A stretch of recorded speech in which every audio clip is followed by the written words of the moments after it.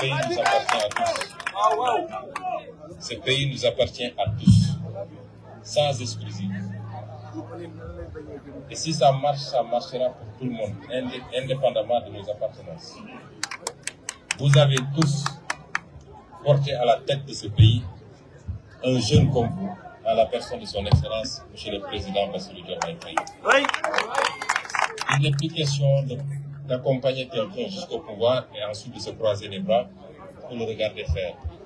Nous devons tous être ensemble, marcher d'un même pas, participer de la même manière à tout ce qui sera décliné en termes de vision, en termes de programme,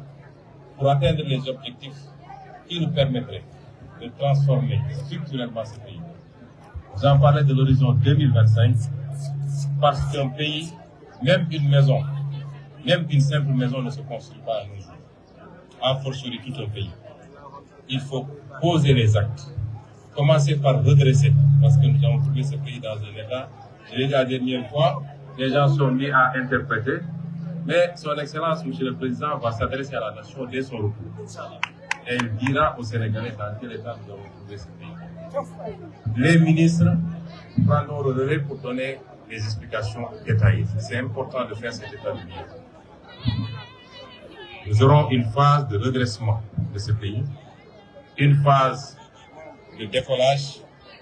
et une phase de stabilisation. Et à chacune de ces phases, nous aurons besoin de chacun et de chacune d'entre vous, et particulièrement vous, la jeunesse de ce pays, vous, la jeunesse du Matam, et vous, la jeunesse du Fouta. Je vous exhorte donc et je vous invite à faire bloc derrière votre président de la République, derrière votre premier ministre et le gouvernement qu'il dirige. Et nous verrons dans les 10 ans, dans les 3 ans, dans les 5 ans,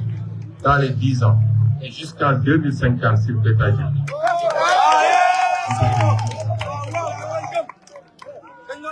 Donc continuez à avoir espoir parce que c'est l'espoir qui vit. L'homme qu'il faut à la place qu'il faut. Mais ce n'est pas un espoir utopique, c'est un espoir qui sera adossé sur la qualité des actes que nous allons poser tous les jours, toutes les minutes, toutes les secondes, et vous assurer que nous ne passons aucune seconde sans penser à vous. Je le disais tout à l'heure à l'âge Babamal, je lui ai dit nous n'avons pas le droit d'échouer, non pas parce que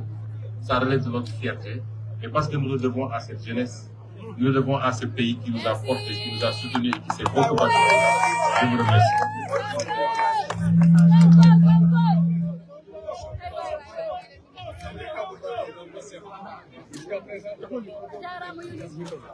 Vous ne connaissez pas Matam, Dr Sénéla, il a été nommé récemment.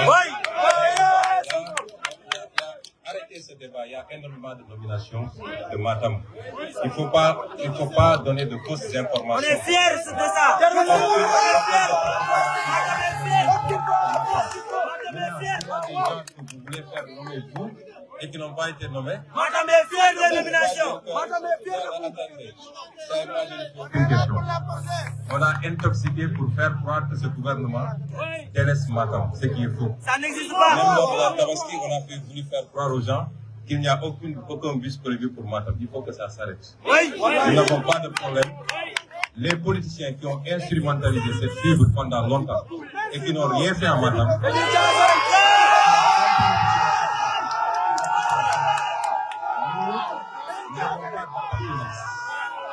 nous gérons un pays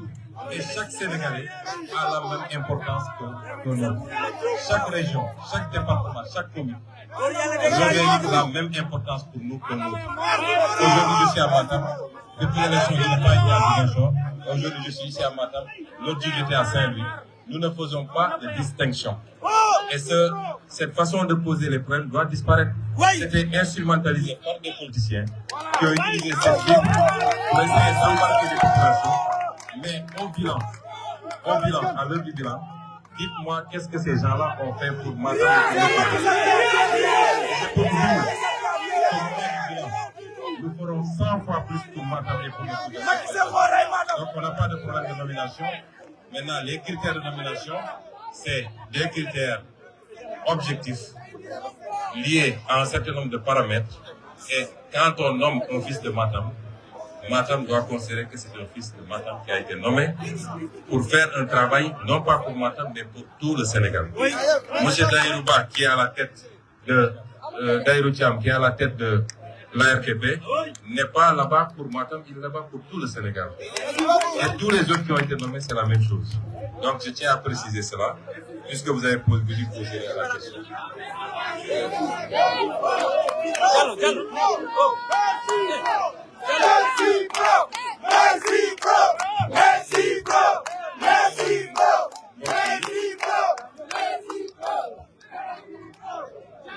di gërëm mbokk yi di gërëm waa Matam di feddali sama mbégte ci teew fii saata dama wax Alaaji Baaba Maal que man su may ñëw Fouta dama fiy ñëw avec énormément de plaisir su ma fi ñëwee damay sentir ni fii sama kër la mu ne ma xam naa deret bi la ndax moom xam na sama lien ak le Fouta de Ndiayène Pendaw à Matam ma ñëw fi nag ci turu son excellence monsieur le président de la république Bassirou Diomaye Faye mu wax ma jotal leen ni bu sañoon moom moo fiy teew tey bu sañoon moo fiy teew waaye yàlla dafa def journée bi fekk ko mu nekk bitim réew waaye mi ngi saafonteeg mbooleem waa Fouta mi ngi saafonteeg waa région de Matam waa département de Matam waa commune de Matam di leen gërëm di leen sant ci tertu bi ngeen ko tertu bi ci ñëwee ci campagne bi jiital ci nuyoo bi nag suñuy kilifa diine Alaaji Thierno Samassa nga xam ne suñu xarit la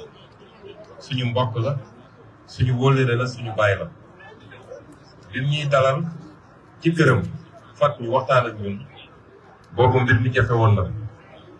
te calcul yu bëri woon na waaye mu dalal ñu waxtaan ak ñun ñaanal ñu wax ñu nag ni bu soobee yàlla lépp dina sotti na ngeen ànd ak muñ ak dal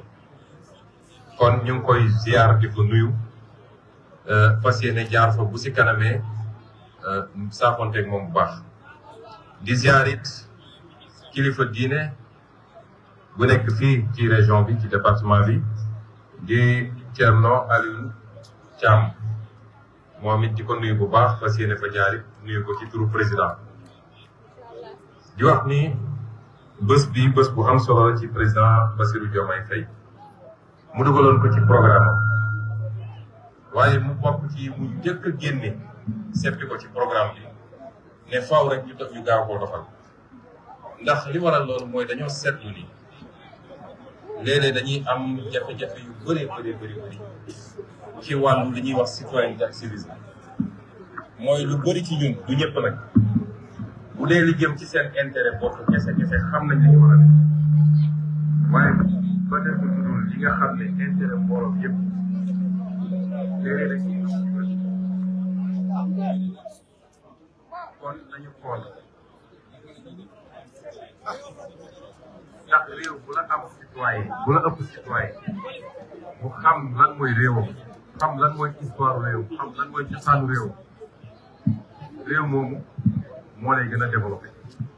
ndax ñoo lay gën a bëgg seen réew ñii dem pour immigration buñ leen balaa ñu leen may kayit li ñu leen di njëkk a def mooy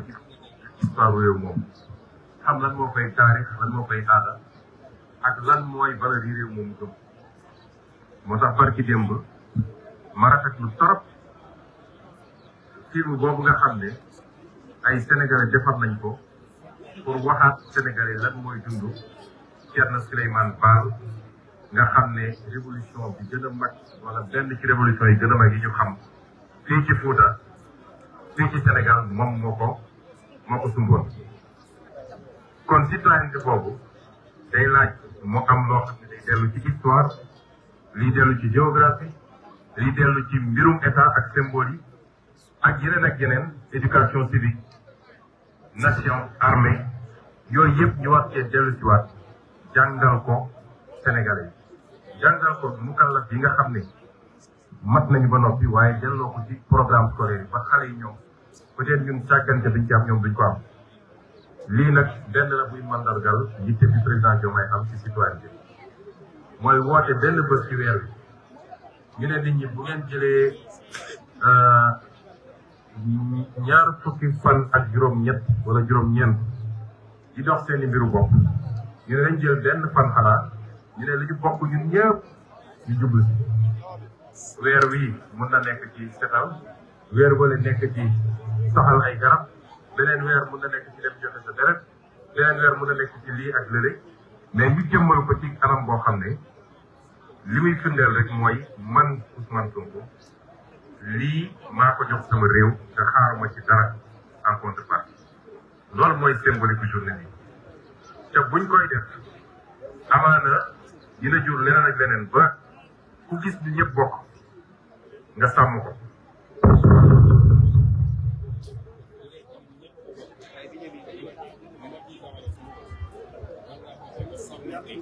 li ñuy wax code de la route ba éviter accident wala war naa bañ a jël sama oto sànni ko fu ma neex parce que am na damay fay droit de stationnement bu dee mbedd bi ñu bokk waruma jël sama banaana lekk ko ba pare sànni ci mbedd bi naa tey xol bi ba gis fu ma ko dugal ma dugal ko ba ci yow mi ñu dénk réew wala ñu dénk la lenn ci responsabilité réew nga ne ah lii de moom ma ko askan wi ko moom du ma ko tepp dugal sama poche mu waroon tabax hôpital man ma détourné ko dugal sama poche loolu yëpp ci citoyenneté la bokk ci civisme moo tax bu ñu jàpp ni ñëw taxaw ci naaj bi fomp rek déedéet symbolique bi ëpp na loolu bii yoon nag ñu tànn ñëw fii nga xam ne lu am solo la ci ñun muy Matam ñu ñëw fi nag ak xol bu set buy man bi ma gisee ni président day tukki damaa xaw a kontaan tuuti ndax ci campagne électorale bi li ñu séddale woon mbir mi moom moo ñëwoon côté Matam man ma dem côté Ndar ba Podor kon xawal naa fi gëj tuuti te fii damay sawar di fi ñëw ndax je suis à l'aise quand je viens ici moo tax muy dem ma ne ko seen président bon voyage bàyyil ma terrain bi ma dem Matam seeti samay mbokk ñu ñëw nag gis mobilisation bi am ci Matam ci journée bi defe naa bi journée yi commencé am ba léegi gisaguma mobilisation bi toll gisaguma ko kon ñuy gërëm waa Matam bu baax a baax a baax dina wax nag ni gis-gis gi ñu am ci Matam gis-gis gi ñu am ci Fouta wuute na lool ak niñ ko doxalee ba léegi dañ leen wax ni dañuy taxawal li ñuy wax ay pôle de développement yu war a mat 8 pôles de développement bii nekk fii dafay nekk ci pôle de développement yi gën a am solo te liñ ci am ci programme bu soobee yàlla buñ ko déroulé gëm naa ni dina bëri ay doomu Matam yoo xam ne waxuma la sax dem Dakar wala naan ñi ngi desee génn mais ñenn ñi nekkoon Dakar nañ dellu si fii parce que loolu moo am solo am réew boo ko buggee développé da ngay fex ba mu am plusieurs pôles yoo xam ne nit ñi dañ fay toog waaye bu dee lépp da nga war a dem Dakar pour am ko réew moom du mus a développé kon loolu mooy gis-gis bi mooy programme bi tey jii fi ñuy wax Ferlo ba jël Matam benn partie Fouta beeg yooyu boo ko xaymaa ci économie Sénégal mi ngi représenté 0,1%. loolu day na waar 0,1% nga jël côte bi rawatina Cap Vert mi ngi représenté 88,9%. kon réew mu doxee noonu mënul dem moo tax ñu ne pôle yi war a am pôle Casamance pôle Sénégal oriental pôle bi war a am au centre pôle bi war a am côté Waalo pôle bi war a am fii pôle bu ne dañu xayma lan mooy ay potentiel am ñu ne ci potentiel boobu dañuy tabaxee koom-koom pôle boobu bokk na nag ci potentiel Matam li nga xam ne moom lañ ko xamee woon yàlla def ndox am fi ñu xamee leen mbay moomu il faut ñu suqali ko jox ko doole autosuffisance bi ñuy tudd te moom yàgg wax ni autosuffisance Sénégal mu ngi jóge ci ñaar yooyu bu doxee rek Sénégal autosuffisant mooy agriculture dans le nord et agriculture dans le sud ñaar yooyu bu agriculture doxee rek autosuffisance am ndax boo seetee la ñuy gën a def agriculture au centre gerte bi la te gerte bi du moom la ñuy dundee waaye ceeb bi ak dugub bi ak yu mel noonu ñu ngi koy gën a def ci à part quelques zones du centre ci zone yooyu ni ne kon il faut ñu suqali agriculture boobu mbay mi jox ko doole ndax ndox am na fi ay baykat am na fi ku leen encadré organiser leen moo tax am na ko wax léegi nomination ki ñu jox coopérative agricole yi muy docteur Alpha Ba mi def naa waa Kanel la ci région bi la bokk moom mu war a organiser mbay mi dajale nit ñi en coopérative loolu luy am solo ñu équiper leen jox leen matériel démb rek gis ngeen président Chine fi mu province bi mu dem visiter ji agriculture moo tax mu visiter ko ci matériel agricole ci ay tracteurs ci ay moissonneuses batteuses ak yeneen ak yeneen loolu di benn ci potentiel région bi ku wax Fouta wax napp ndax samay maam moom ñëpp xam nañ ni nappkat lañu kii wax sax ma ne wax sàmm ndax ñoom ay sàmmkat lañ ñëpp xam ko ku wax alpulaar rek sàmm nga ciy njëkk a teg kon càmm googu potentiel bi fi amit te benn ci filière yi nga xam ne war nañ cee def chaîne de valeur complète muy filière peau ak viande defe naa ci ferru la ñu gën a yaakaar mooy pôle bi mooy centre bi pour ñu mën a atteindre objectif boobu waaye loolu yëpp nag am na ñu am doole lu ko mën a soutenir muy fii muy le reste du Sénégal mooy phosphate bii nga xam ne am na Matam ñu ne ci phosphate yi gën qualité ci monde bi juróomi réew ñoo am phosphate bu am qualité boobu ci àdduna ba mu daj ci li experts yi wax ñu ne am nañ ci quantité boo xam ne macha allah moo ëpp sax la nga xam ne ICS mu ngi koy exploité à Mboro de 1960 wala de 1900 des années 60 ba tey jii kon capacité bu rëy la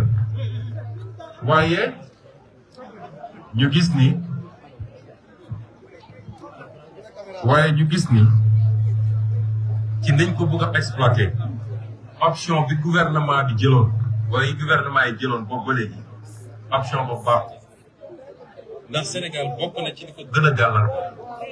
mooy lu ñu am ci ressource naturelle rek dañ koy jaay nit ñi ñëw jël ko yóbbu ko dem transformer ko feneen noonu la ñu def ci jën gi noonu la ñu def ci or bi noonu la ñu def ci zircon bi noonu la ñu bëgg a def ci gaz bi moo tax suñu leen naan il faut ñu waxtaanaat